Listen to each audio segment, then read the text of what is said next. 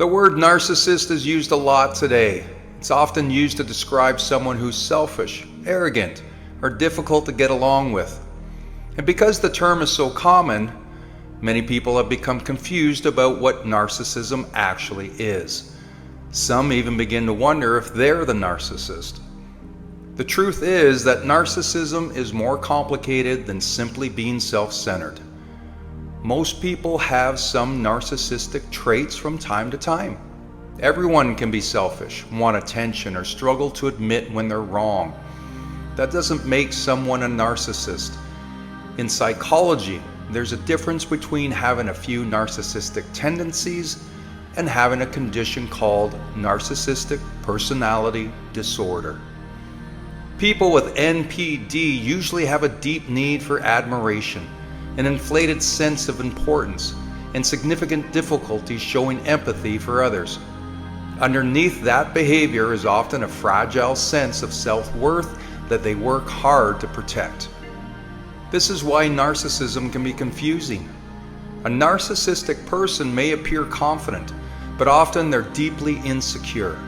They may need constant praise, become defensive when criticized, or struggle to accept responsibility for their actions. Instead of dealing with uncomfortable emotions, they may blame others, manipulate situations, or make someone else feel responsible for their problems. These patterns can show up in many relationships. In romantic relationships, a narcissistic partner may be charming in the beginning and make the other person feel special. But over time, however, these relationships may become one-sided. The other person's needs and feelings slowly become less important. In families, a narcissistic parent may expect a child to meet their emotional needs, rather than supporting the child emotionally. The child often grows up trying to earn approval that never fully comes.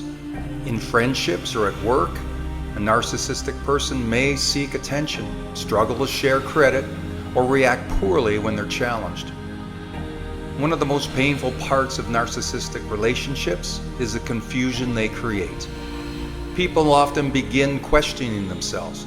They wonder if they're too sensitive, if they're the problem, or if they somehow caused the behavior. This is where self-doubt begins to grow. The constant criticism, manipulation, or even emotional neglect can damage a person's confidence and sense of identity. They may stop trusting their own thoughts and feelings. Healing from this kind of experience takes time. The first step is awareness. Understanding what is happening can be incredibly freeing. It helps people realize that the unhealthy behavior they experienced was not their fault. The next step is rebuilding boundaries. Boundaries are not punishments. They're limits that protect emotional well-being. This may mean speaking up, reducing contact, or in some situations, walking away from the relationship entirely. Recovery also involves rebuilding trust in yourself. Many people who have experienced narcissistic abuse become disconnected from their own feelings and intuition. They may spend so much time trying to manage another person's emotions that they stop listening to themselves. Healing means learning to value your thoughts, needs, and experiences again. An important question many people ask is, what if I'm the narcissist? Ironically, people who genuinely worry about this are often showing qualities that point in another direction. Self-reflection, empathy, and concern about hurting others. These are usually signs of emotional awareness. Narcissistic individuals often struggle to honestly examine their own behavior because doing so threatens the image they've created of themselves. This doesn't mean anyone's perfect. Everyone has moments of selfishness or insecurity. The difference lies in the willingness to take responsibility, learn, and grow. Understanding narcissism is not about labeling people or judging them. It's about gaining clarity. Clarity helps people recognize unhealthy patterns, protect themselves, and begin the healing. Most importantly, it reminds those who have been hurt that they're not the problem. With awareness, boundaries, and support, it's possible to rebuild confidence, trust yourself again, and create healthier relationships in the future.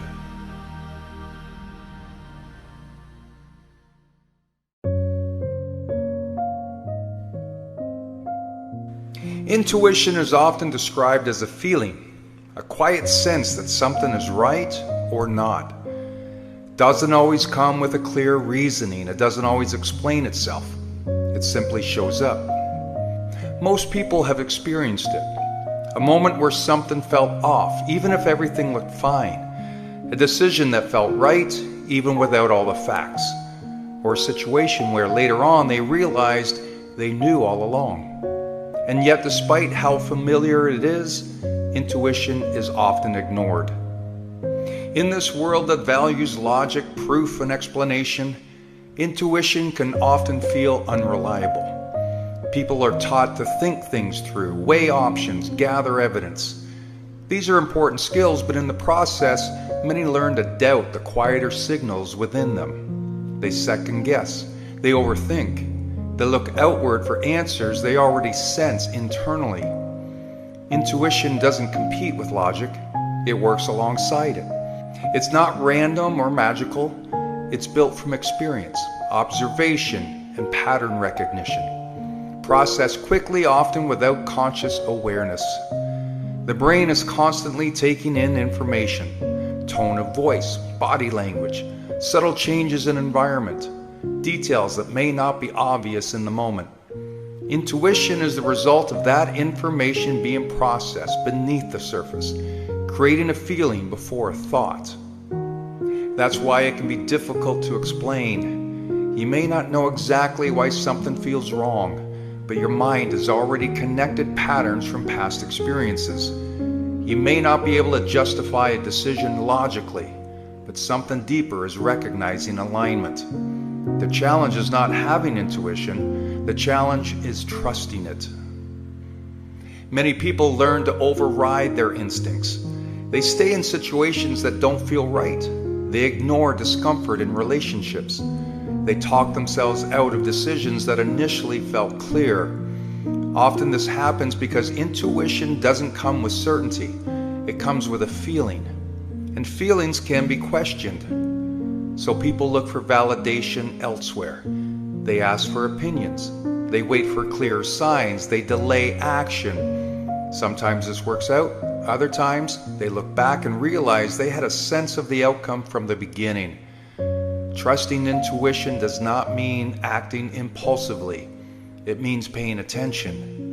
It means noticing when something feels off and asking why, rather than dismissing it. It means recognizing when something feels aligned and allowing that to guide your next step, even if you don't have every answer. This awareness becomes more important in areas of life where logic has limits. Relationships, for example, are not always clear on paper. Everything can appear fine, yet something feels unsettled. Intuition often picks up on what is not being said. The same applies to decisions. There are moments when two options look equally valid, but one feels different. That feeling matters. Intuition is not always loud. In fact, it's often quiet, easily drowned out by noise, distraction, and overthinking. The more chaotic life becomes, the harder it is to hear. This is why stillness matters. When the mind slows down, intuition becomes easier to recognize. It's not something that needs to be created. It's something that needs to be noticed. Over time, paying attention to these signals builds trust. Small decisions guided by intuition begin to reinforce its liability. Patterns become clearer. The connection strengthens. This doesn't mean intuition is always perfect. It can be influenced by fear, past experiences, and bias. That's why it works best when balanced with reflection. But ignoring it entirely removes an important source of insight. Intuition is not something separate from you. It's a part of you. A quiet guide shaped by everything you've seen, felt, and learned. The question is not whether you have it. The question is whether you're listening. And sometimes the answers you're searching for are not found by thinking harder, but by paying closer attention to what you already know.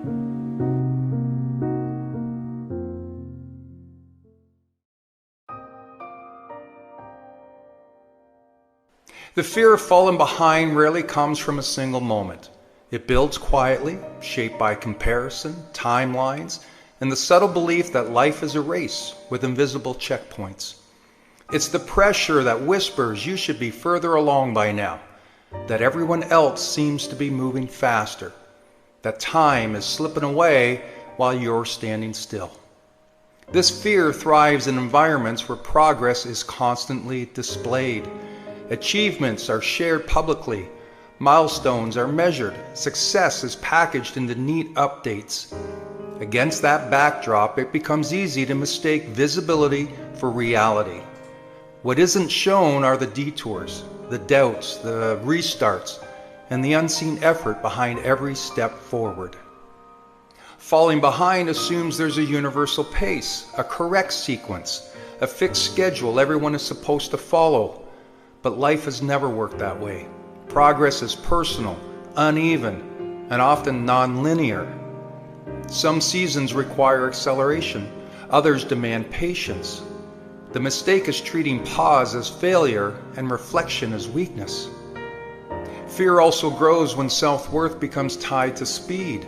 When identity is built around productivity or achievement, slowing down feels dangerous. It feels like losing ground. But growth doesn't disappear when it slows, it deepens. Foundations strengthen in moments that don't look impressive from the outside. Many people don't realize how much fear shapes their decisions. Choices are not made because they feel right, but because they feel urgent. People stay in roles that no longer fit. They rush into commitments they're not ready for. They chase goals that don't reflect who they're becoming, all to avoid the discomfort of falling behind. Yet the fear itself creates the very stagnation it tries to prevent. Anxiety narrows focus, comparison drains energy. When attention is spent monitoring others, it's taken away from building something meaningful. Progress driven by fear is rarely sustainable. What shifts the fear is perspective. Life is not a straight track, it's a landscape. Different paths unfold at different times. Some people move quickly early and slow later, while others build quietly and surge when conditions align. Neither path is better, they're simply different. Releasing the fear of falling behind begins by redefining progress. Progress is not keeping pace with others. It's alignment with your own values, growth, and capacity. It's making choices that support long-term stability rather than short-term reassurance. It also requires trust, not blind optimism, but earned trust in your ability to adapt. Falling behind is often just a story told during periods of transition, when something old is dissolving and something new hasn't fully formed yet. These in-between moments feel uncomfortable because they lack certainty, not because they lack direction. Comparison loses power when attention returns inward, when effort is measured by consistency rather than speed, when growth is recognized in patience, learning, and resilience, not just outcomes. Fear of falling behind doesn't mean you're failing. It means you care. It means you want your life to mean something. But fear doesn't need to lead. Clarity does. You're not late to life. You're moving through it at the pace required to become who you're meant to be. And sometimes the space between steps is exactly where real progress is being made.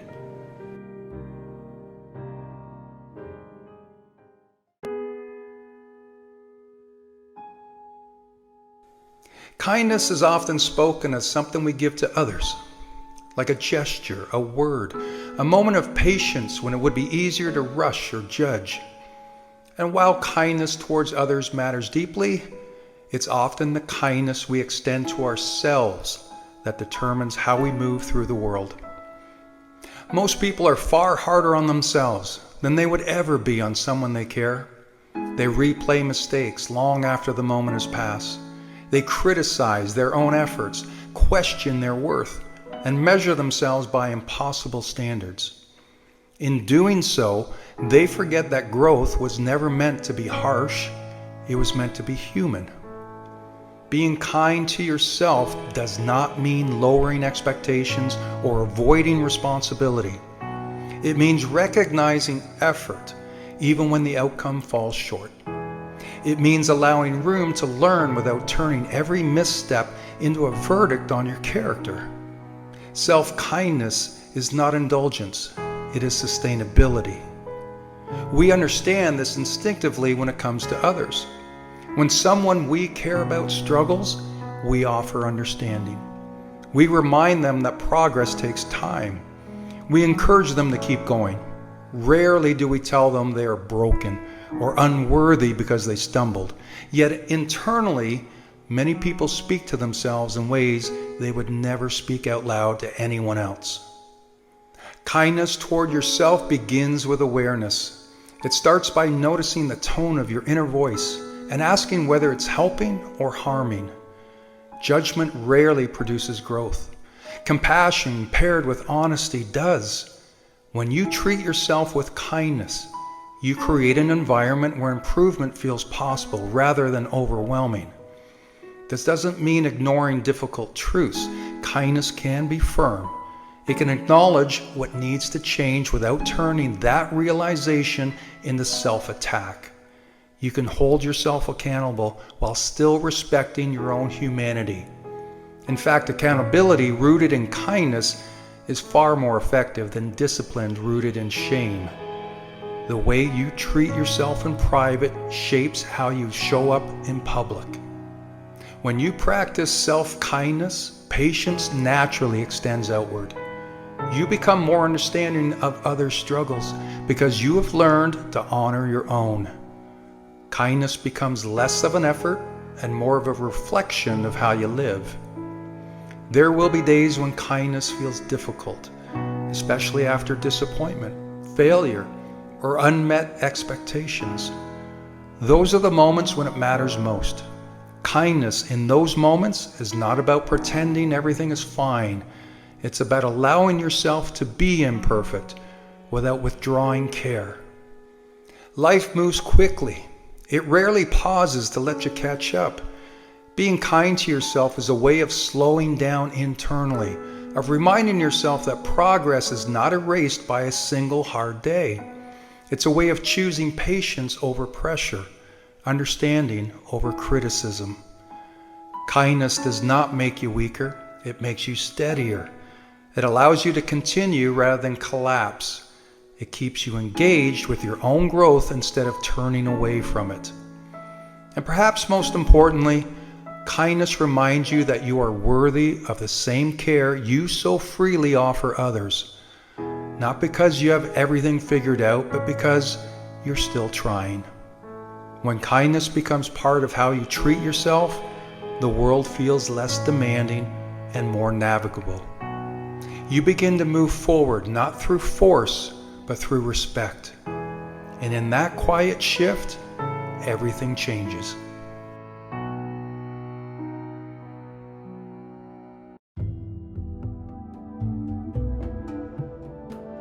We've all had moments where life knocks us down.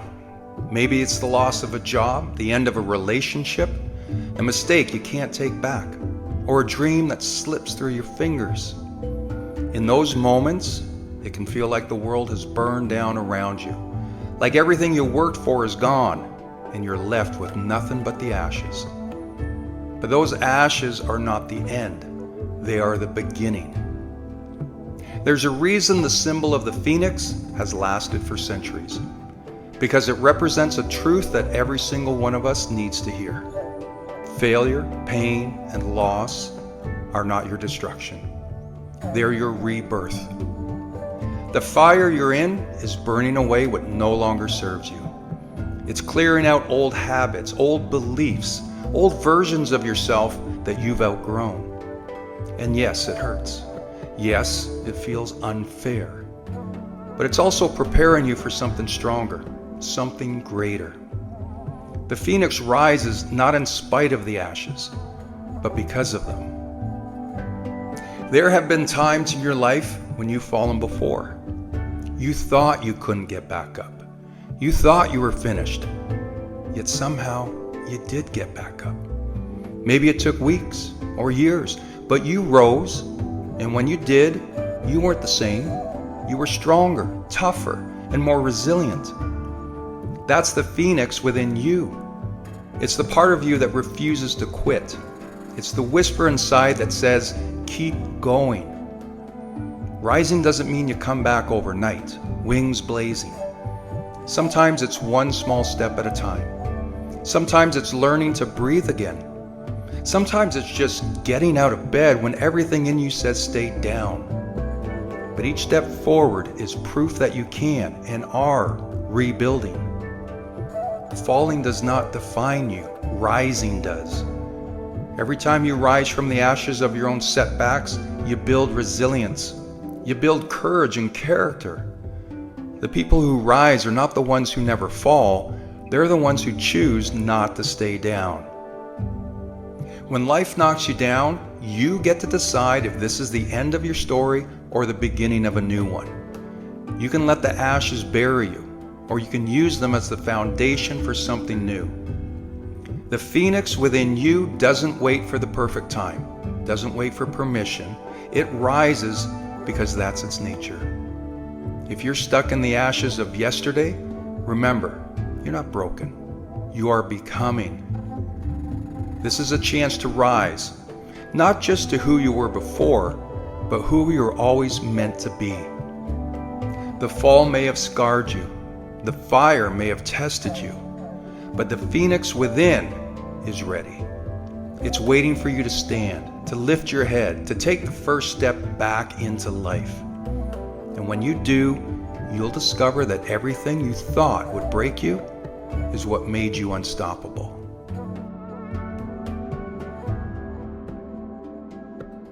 Let me know if this sounds familiar.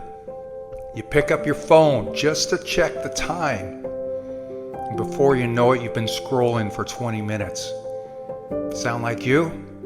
Well, you're not alone. The outside world is designed to attract your attention. It's the dopamine hit. Every time you check your phone, there's a rush from your brain of excitement of what could be. And we don't even realize it's happening. We think we're relaxing, but how relaxed are you if your mind is racing and your eyes are blurry after a 20-minute session of scrolling? Your mind wasn't built for this much noise. You can't handle 500 opinions before breakfast, and your happiness is suffering behind that screen. So what can we do? Should we throw the phone away and live in isolation? Well, it's not really realistic, is it? But what is necessary is that we become more mindful of how we're using technology. Let's talk about a dopamine detox. We're not eliminating pleasure, but what we're going to do is rewire the brain so that you can enjoy the little things, like going for a walk, having a deep conversation, or finishing something that you're proud of. Here's how to start. Number 1. Be honest about your habits. Be aware. How often are you checking your phone in an hour? How many times do you pick it up without even thinking about it? See, the key, the first step, is awareness of what you're doing. Second is schedule screen time breaks. For instance, first hour of the day, or the last hour of the night, no screen time. Or even during the day, turning off notifications so you're not anticipating any whistles or bells going off. You'll be surprised at how peaceful that feels. Number 3 is replace the fix, don't just remove. If you're taking a break from your screen, fill it with something better, like reading a book, moving your body, having a conversation with a friend. Do something that feeds your soul. And number 4 is make boredom your friend. This might sound a little bit crazy, but this is where creativity comes in. When your mind is quiet, it's going to start to work for you, not against you. This isn't about perfection, it's about intention. You can still use technology, but it's on your terms, not on the algorithm. You're not weak for being distracted, you're human. The systems are designed to distract you, but now you know what's going on. Now it's up to you to make the change. And when you do, your focus improves, your Your sleep gets better. Your mind gets quieter. Your days get fuller even though you're doing less. This is the part of self-care that no one talks about. Self-care isn't just eating better and working out. It's about mindset. It's about mental health. It's about creating clarity versus chaos. So the next time you feel overwhelmed or you're just off a little, may not be you. It might be the screen. And maybe, just maybe, it's time for a reset. Because peace isn't found in more scrolling. It's found in presence. And that's something that no app can ever give you.